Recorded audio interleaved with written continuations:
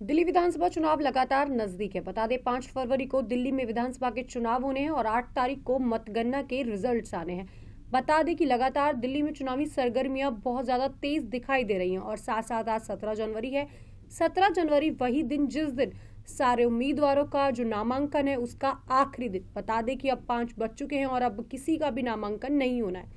साथ साथ आज जो आखिरी दिन 841 पूरे जो उम्मीदवार हैं, साथ साथ आज आखिरी दिन 841 उम्मीदवारों के पर्चे भरे गए हैं, यानी पूरी 70 सीटों से पूरे जो टोटल मिला के विधायक हैं वो 841 बताए जा रहे हैं। साथ साथ बता दें कि कल 18 जनवरी है और 18 जनवरी को कल सभी उम्मीदवारों के पर्चे जो हैं वो एक बार रीचेक किए जाएंगे कि कौन से जो पर्चे हैं जिनमें कोई गलत जानकारियां तो नहीं लिखी। तो जो सारी रीचेकिंग है वो 18 तक होगी। साथ साथ 20 जनवरी को जितने भी उम्मीदवार हैं, अगर उन्हें अपने पर्चे वापस लेने हैं तो 20 तारीख तक जो डेट है वो सामने आ चुकी है कि 20 तारीख तक उम्मीदवार अपने पर्चे वापस ले सकते हैं। लेकिन उसके बाद किसी भी उम्मीदवार को अपने पर्चे वापस लेने नहीं दिए जाएंगे, क्योंकि 5 फरवरी को दिल्ली में विधानसभा के चुनाव है। साथ साथ बता दें कि पूरी 70 सीटों पर अब की बार दिल्ली में विधानसभा चुनाव होने वाले हैं।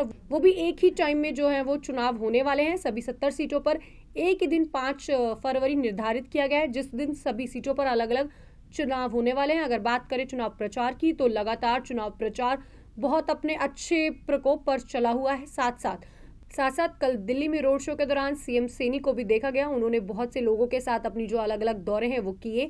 लगातार बड़े बड़े जो दिग्गज नेता हैं वो दिल्ली के विधानसभा चुनाव में आमतौर पर देखे जा सकते हैं। अरविंद केजरीवाल, जो आम आदमी पार्टी के राष्ट्रीय संयोजक मानते हैं, आज उन्होंने एक रैली की जिसमें उन्होंने बहुत से जो बड़े बड़े वादे हैं किए। साथ साथ आज उन्होंने एक पत्र लिखा जो कि हमारे प्रधानमंत्री को लिखा गया था। उन्होंने उसमें लिखा कि केंद्रीय मंत्रालय और जो दिल्ली सरकार है वो दोनों साथ में मेट्रो को चलाती है। दोनों 50-50% जो है वो उसका पैसा लेते हैं। तो हमें बच्चों के लिए पैसे माफ करने हैं, यानी जो बच्चे हैं, जो स्टूडेंट्स हैं, वो अपना किराया देकर अपने कॉलेजेस जाते हैं और उनके पास इतने पैसे नहीं होते कि वो अपने किराए भी दें और अपने खर्चे भी चलाएं। इस कारण हम बच्चों के लिए जो ट्रेनों का किराया है, यानी मेट्रो का जो किराया है, वो थोड़ा कम करना चाहते हैं या फिर उन बच्चों को सब्सिडी देना चाहते हैं।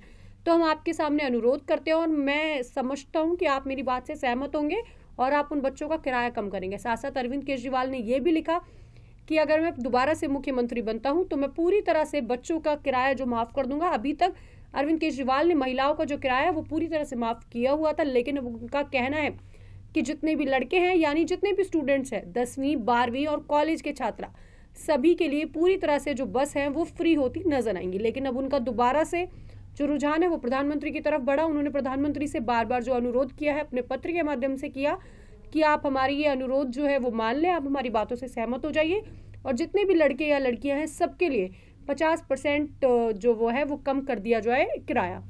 लगातार आम आदमी पार्टी के राष्ट्रीय संयोजक अरविंद केजरीवाल ने बड़े बड़े जो हैं वो वादे भी किए हैं। बता दें कि उन्होंने अभी कुछ दिनों पहले पुजारी और ग्रंथियों को 18,000 रुपए महीने देने तक की भी बात की थी। इसी से पीछे बीजेपी और कांग्रेस भी नहीं रही है। बीजेपी ने भी लोगों के जो सिलेंडर्स हैं वादे करने के वादे पूरी तरह से कर दिए हैं।